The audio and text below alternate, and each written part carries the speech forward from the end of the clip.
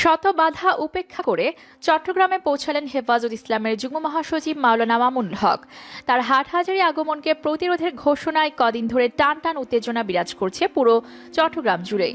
তবে শেষ পর্যন্ত ঘোষণা দিয়ে প্রতিরোধ হুঙ্কার ছড়ালেও পরপর দুদফা ঢাকার নির্দেশনা পেয়ে ঘরে ঢুকে যেতে বাধ্য হয়েছেন চট্টগ্রামের ছাত্রলীগের নেতারা। সকলের চোখ ফাঁকি দিয়ে মামুনুল হক কিভাবে হাটহাজারীতে পৌঁছালেন, সেখানে তিনি কি বয়ান রাখবেন, নাকি ছাত্রলীগের ভয়ে মাঠে নামবেন না, এইসব প্রশ্নের উত্তর সহ সেখানকার সবশেষ আপডেট জানতে ভিডিওটি না টেনে শেষ পর্যন্ত দেখতে থাকুন। বঙ্গবন্ধুর ভাস্কর্য স্থাপন নিয়ে ইসলামী দলগুলোর বিরোধিতার মধ্যেই হাটহাজারী আসার কথা হেফাজত ইসলামের যুগ্ম মহাসচিব মাওলানা মামুনুল হকের। তার হাটহাজারী আগমনকে প্রতিরোধের ঘোষণায় কদিন ধরে টান টান উত্তেজনা বিরাজ করছে পুরো চট্টগ্রাম জুড়েই। তবে শেষ পর্যন্ত ঘোষণা দিয়ে প্রতিরোধ হুঙ্কার ছড়ালেও মধ্যরাতে ও সকালে পরপর দুদফা ঢাকার নির্দেশনা পেয়ে ঘরে ঢুকে যেতে বাধ্য হয়েছে চট্টগ্রামের ছাত্রলীগের নেতারা। রাতভর ফেসবুকে উত্তেজনা ছড়ালেও ভোর হতেই তা নিমেষে শেষ হয়ে যায়, কেননা সংগঠনটির সভাপতির কড়া নির্দেশনার পর মামুনুল হক বিরোধী কর্মসূচি শুধু স্থগিত করা হয়েছে তা নয়, যাকে নিয়ে এত আলোচনা উত্তেজনা সেই মামুনুল হক সকাল 8:30টার দিকে সড়ক পথে চট্টগ্রামের হাটহাজারী মাদ্রাসায় এসে পৌঁছেছে বলে দায়িত্বশীল একটি সূত্র নিশ্চিত করেছে।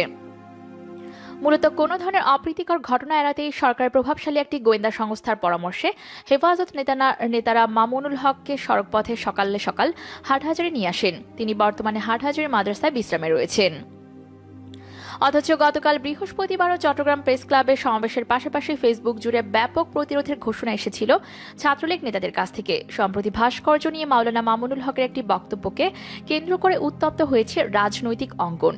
হাটহাজারী পার্বতী উচ্চ বিদ্যালয় মাঠে আলামিন সংস্থার 3 দিনব্যাপী তাফসিরুল কোরআন মাহফিলের শেষ দিনে 27 নভেম্বর সন্ধ্যার পর মাহফিলে বক্তব্য রাখবেন তিনি।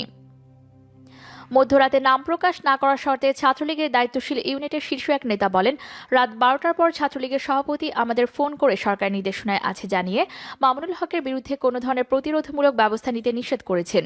এরপরও আমরা যেহেতু ঘোষণা দিয়েছি, সকাল 10টার পর বিষয়টি নিয়ে আবার কথা বলে কর্মসূচি স্থগিত করব কিনা তা জানাতে পারব। পরে সকালে ওই নেতা বলেন, কর্মসূচি স্থগিতই রাখা হচ্ছে, সরকারের পক্ষ থেকে কড়া নির্দেশ রয়েছে।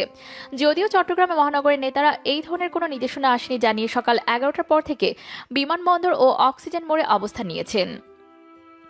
মামুনুল হকের আগমনকে ঘিরে হাটহাজারী ঘিরে টান টান উত্তেজনা বিরাজ করছে।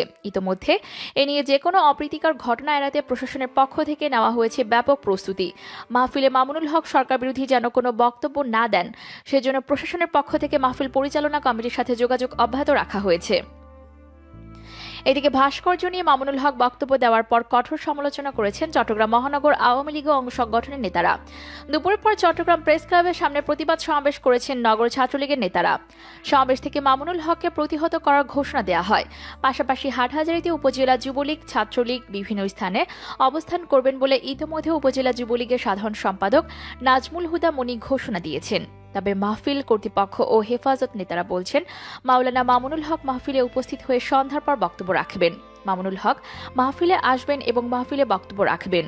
হেফাজতের দায়িত্বশীল এক নেতা বলেন, আমাদের মাহফিলে মামুনুল হকের আগমন ঠেকাতে আওয়ামী লীগের নেতারা যে প্রতিবন্ধকতা সৃষ্টি করার চেষ্টা করছে তা সরকার হাইকমান্ড অবগত। ইতিমধ্যে তারা সুষ্ঠুভাবে মাহফিল পরিচালনা করতে সব ধরনের সহযোগিতার আশ্বাস দিয়েছেন। তাই কে কি ঘোষণা দিল সেটা নিয়ে আমরা বিচলিত নই। মামুনুল হক আসবেন এবং বক্তব্য দিবেন, এটাই ফাইনাল। এদিকে মাহফিলকে কেন্দ্র করে যে কোনো ধরনের অপ্রীতিকর ঘটনা এড়াতে ব্যাপক প্রস্তুতি নিয়েছে প্রশাসন। সকাল থেকে হাটহাজারী পৌরসভা ও এর আশেপাশের এলাকায় পুলিশের 25টি টিম সহ বিপুল সংখ্যক আইন শৃঙ্খলা বাহিনী মোতায়েন রয়েছে। চট্টগ্রাম বিমানবন্দর সহ নগরের বিভিন্ন স্থানে সতর্ক অবস্থানে রয়েছে সিএমপির পুলিশও। ইতোমধ্যে চট্টগ্রাম শাহ আমানত বিমানবন্দর অবস্থান নিচ্ছেন পতেঙ্গা থানার ওসি জোবায়ের সৈয়দ। তিনি বলেন, মামুনুল হক বিমানবন্দর দিয়ে আসবেন কিনা আমরা জানি না, এরপরও যে কোনো ধরনের অপ্রীতিকর ঘটনা এড়াতে আমরা এয়ারপোর্টের সতর্ক অবস্থানে আছি। এ বিষয়ে হাটহাজারী উপজেলা নির্বাহী কর্মকর্তা মোহাম্মদ রুহুল আমিন বলেন, হাটহাজারীতে অনুষ্ঠিত মাহফিলে হেফাজতের যুগ্ম মহাসচিব মাওলানা মামুনুল হক আগমনের বিষয় সেটা তাদের বিষয়ে। তবে মাওলানা মামুনুল হকের বিষয়ে আমরা মাহফিল কর্তৃপক্ষের সাথে বৈঠক করার চেষ্টায় আছি। আইন শৃঙ্খলা রক্ষায় আমরা প্রস্তুত রয়েছি। হাটহাজারী মডেল থানার ওসি মোহাম্মদ রফিকুল ইসলাম বলেন, মাহফিলকে কেন্দ্র করে সতর্ক অবস্থানে রয়েছে আইন শৃঙ্খলা বাহিনী। অতিরিক্ত পুলিশ সহ বিপুল পরিমাণ আইন শৃঙ্খলা বাহিনীর সদস্যরা মোতায়েন আছে। হাটহাজারী পৌরসভা সদরের পার্বতী মডেল সরকারি উচ্চ বিদ্যালয় মাঠে গত 25শে নভেম্বর থেকে 3 দিন ব্যাপী তাফসিরুল কোরআন মাহফিল 2020 আয়োজন করেছে আলামিন সংস্থা নামের একটি সংগঠন। প্রতি বছর শীতে সংস্থাটি এই মাহফিলের আয়োজন করে। সংস্থার ব্যানারে হলেও আয়োজকেরা হেফাজতে ইসলাম বাংলাদেশের নেতাকর্মী ও স্থানীয় আলেমরা এই সংগঠনে রয়েছে। মাহফিলে প্রধান বক্তা হিসেবে উপস্থিত থাকার কথা রয়েছে বাংলাদেশ খেলাফতে মজলিসের নেতা এবং হেফাজতের যুগ্ম মহাসচিব মাওলানা মামুনুল হকের। এ বিষয়ে জানতে চাইলে আলামিন সংস্থার সাধারণ সম্পাদক মোহাম্মদ আহসানুল্লাহ বলেন, আমি খুবই অসুস্থ এই বিষয়ে আমি এখন কিছুই বলতে পারবো না। এই মাহফিলের প্রধান দুই বক্তার একজন হলেন প্রয়াত শাইখুল হাদিস আল্লামা আজিজুল হকের পুত্র হেফাজতে নবগঠিত কমিটির যুগ্ম মহাসচিব মাওলানা মামুনুল হক, অন্যজন হলেন মাওলানা জুনায়েদ আল হাবিব। শুক্রবার সমাপনী দিনে প্রধান অতিথি হিসেবে হেফাজত ইসলামের আমির আল্লামা জুনায়েদ বাবুনগরী উপস্থিতি থাকবেন। গত বুধবার ও বৃহস্পতিবার ওই মাহফিলের কার্যক্রম চলছিল বিদ্যালয়ের মাঠে। বাংলাদেশ খেলাফত মজলিসের ভারপ্রাপ্ত মহাসচিব এবং বাংলাদেশ খেলাফত যুব মজলিসের কেন্দ্রীয় সভাপতি মাওলানা মামুনুল হক সদ্য ঘোষিত হেফাজতে ইসলামের কমিটিতে যুগ্ম মহাসচিবের পদ পেয়েছেন। নভেম্বরে দ্বিতীয় সপ্তাহে রাজধানীর ঢাকার বিএমএ মিলনায়তনে ধোলাইয়ের পাড়ে জাতির পিতার ভাস্কর্য স্থাপনের বিরোধিতা করে তা অবিলম্বে বন্ধের দাবি তোলেন মামুনুল হক। তার ওই বক্তব্যের পর এখন পর্যন্ত সরকার বা আওয়ামী লীগের পক্ষ থেকে তেমন কোনো প্রতিবাদ লক্ষ্য করা যায়নি। তবে জেলা পর্যায়ে আওয়ামী লীগ ও ছাত্রলীগের নেতারা মামুনুল হকের বিরুদ্ধে কঠোর সমালোচনা করেছেন। হাটহাজারীতে মাওলানা মামুনুল হক আসার বিষয়ে হেফাজতে ইসলাম বাংলাদেশের কেন্দ্রীয় সহ সাংগঠনিক সম্পাদক মীর ইদ্রিস বলেন, মাওলানা মামুনুল হক হাটহাজারী মাহফিল বক্তব্য দেওয়ার বিষয়ে কেউ নিষেধ করেনি এবং সরকারের পক্ষ থেকেও নিষেধ করা হয়নি। তিনি আসবেন এবং মাহফিলে বক্তব্য রাখবেন। এতে যদি কেউ বাধা প্রদানের চেষ্টা করে তখন বিষয়টি দেখা যাবে।